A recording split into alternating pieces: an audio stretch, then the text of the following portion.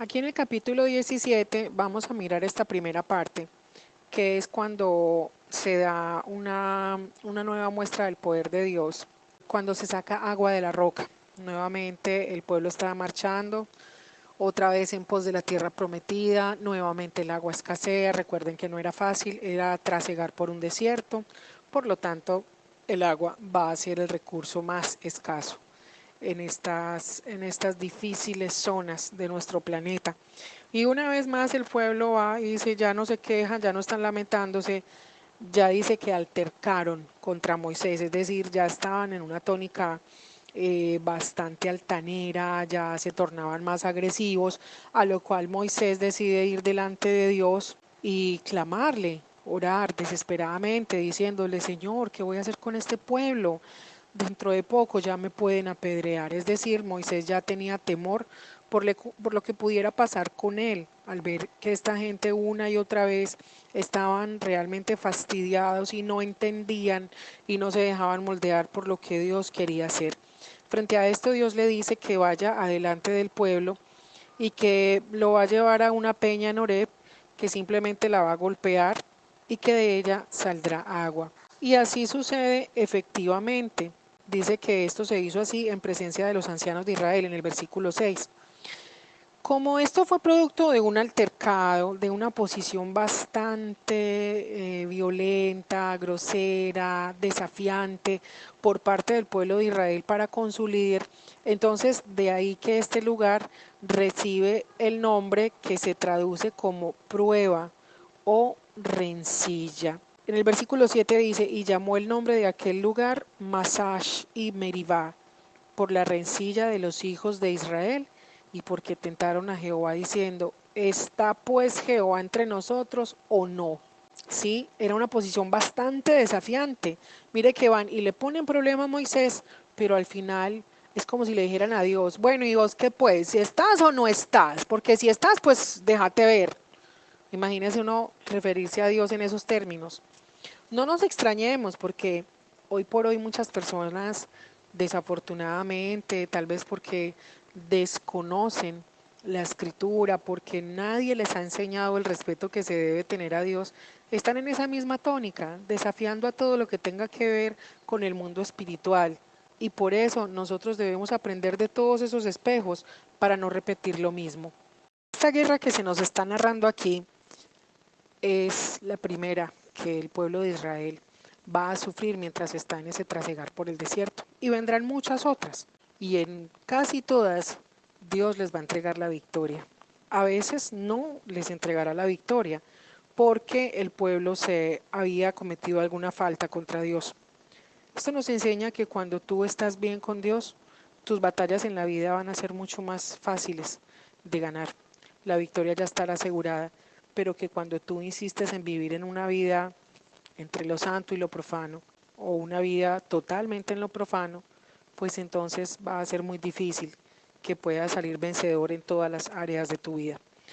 Aquí vemos que el pueblo de Amalek, que eran descendientes de Esaú, que cuando veíamos esos estudios anteriores, yo les decía que más adelante íbamos a encontrar cómo los descendientes de este hombre le iban a hacer la guerra a Israel. Bueno, acá vamos a empezar a ver todo esto y vamos a poder entender el por qué en el Antiguo Testamento nos vamos a encontrar con una característica de Dios y era exterminar a todo pueblo que le hiciera la guerra a su pueblo elegido, es decir, a Israel. Esto no viene porque sí, no es porque Dios sea un Dios sanguinario, impenitente, rencoroso, viene porque Dios sobre todo es un Dios de justicia y como Padre amoroso va a defender a sus hijos hasta las últimas consecuencias.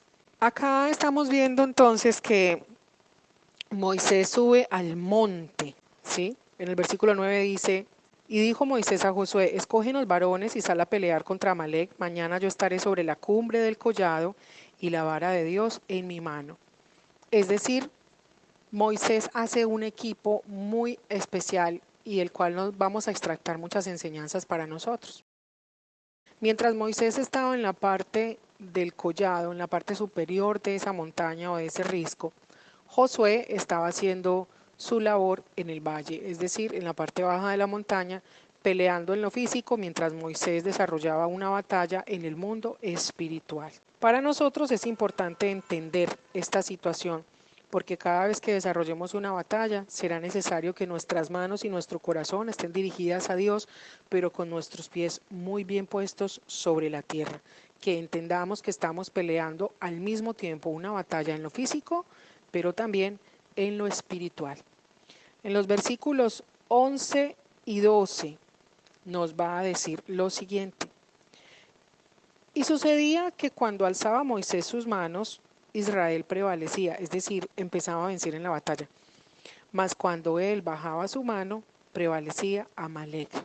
Y las manos de Moisés se cansaban, por lo que tomaron una piedra, la pusieron debajo de él y se sentó sobre ella. Y Aarón y Hur sostenían sus manos, el uno de un lado y el otro del otro. Así hubo en sus manos firmeza hasta que se puso el sol. ¿Qué nos quiere decir todo esto? Vamos a ver 4 personajes importantes. Moisés, que era el que estaba liderando al pueblo de Israel. Vamos a ver a Josué, es la primera vez que se menciona a Josué como líder de batalla. Hay otro personaje que se llama Hur, un hombre que participó en la construcción de muchos elementos del tabernáculo. Y vamos a ver a Aarón, que era designado sumo sacerdote.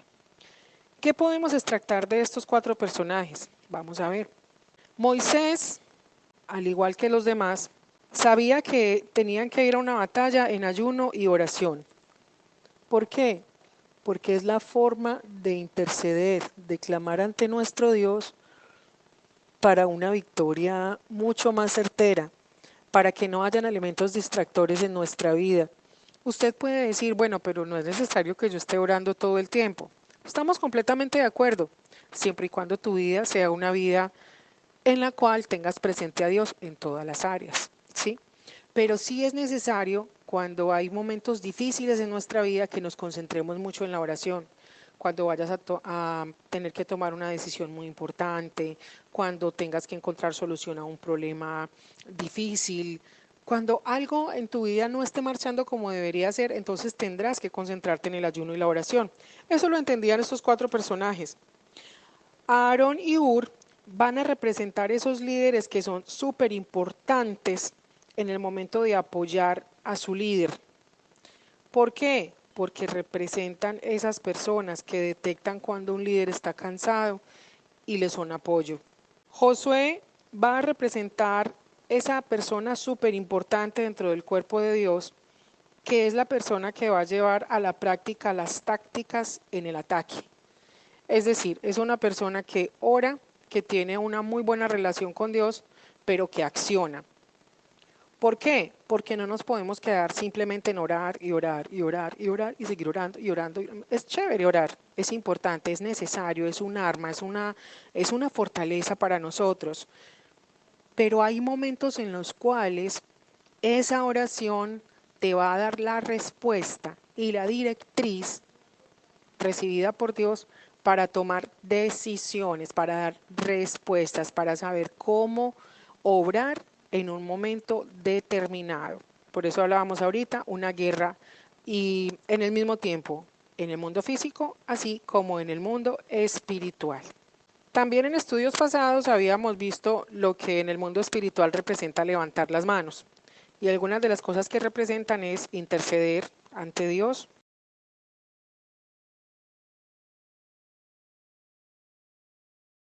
ya sea por nosotros, por nuestra familia, por el pueblo. También va a representar la rendición ante Dios, reconociendo que solamente Él puede salvarnos en un momento difícil. También va a representar la súplica, el pedir, el esperar recibir algo en nuestras manos. Pero también en nuestras manos está, digamos, la actitud de bendecir, de ordenar. Y eso es lo que estamos viendo en esta parte. En el versículo 13 dice lo siguiente: y Josué deshizo a Amalec y a su pueblo a filo de espada. Es un versículo muy fuerte. Imagínense el campo lleno de sangre. pedazos de cuerpos, un ojo por ahí rodando todavía, vísceras afuera. O sea, no era para nada tierno, no era para nada dulce, bonito, lo que se estaba viviendo en ese momento de la batalla. Ahí tenemos que resaltar una enseñanza para nosotros, y es que a veces el resultado de las batallas no va a ser bonito, no va a ser estético, no va a ser tierno, porque a veces el resultado de la batalla va a confrontarnos duramente y nos va a sorprender el resultado de la victoria que nosotros vamos a obtener. No te asustes si tú estás orando por un jefe difícil y de pronto el jefe es despedido de la empresa. No te asustes, porque tú estabas orando por eso. No te asustes si de pronto una persona que te hizo la vida imposible, en un momento dado le empiezan a suceder cosas no tan buenas, porque es que tú le estás pidiendo la intervención a Dios y Dios va a actuar de una forma celosa contigo. Entonces, cuando tú veas que se está desarrollando una batalla, tienes que estar preparado para el resultado que eso va a traer en sí mismo. Y mira, como en este versículo que no es para nada ni dulce ni tierno, acá nos está diciendo el Señor que a veces esa batalla, el resultado no va a ser para nada tierno, pero va a ser el resultado final y definitivo y el que Él determinó que era el mejor para nosotros. En el versículo 14 dice: y Jehová dijo a Moisés, escribe esto para memoria en un libro, y di a Josué que raeré del todo la memoria de Amalek de debajo del cielo. Resulta que aquí nos vamos a meter en un campo bastante interesante, porque hay muchas personas que dicen, la Biblia es un invento de hombres, es un montón de viejitos ahí como aburridorcitos que se inventaron toda esta historia para manipular a las masas y no sé qué, y eso se sacan unos cuentos súper rebuscados.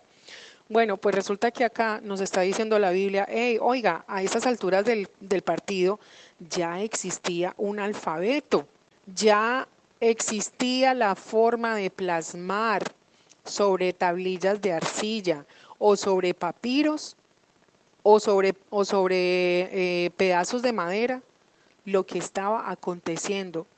No sabemos qué tan difícil era escribir en estas tablillas, pero se podía escribir. Si te gusta lo que aprendiste, te invito a que te suscribas, a que le des like y que actives la campanita para recibir nuestras notificaciones. Como siempre, ha sido un gusto compartirles en este día de las grandes proezas que nuestro gran Dios hizo, hace y seguirá haciendo. Hasta pronto.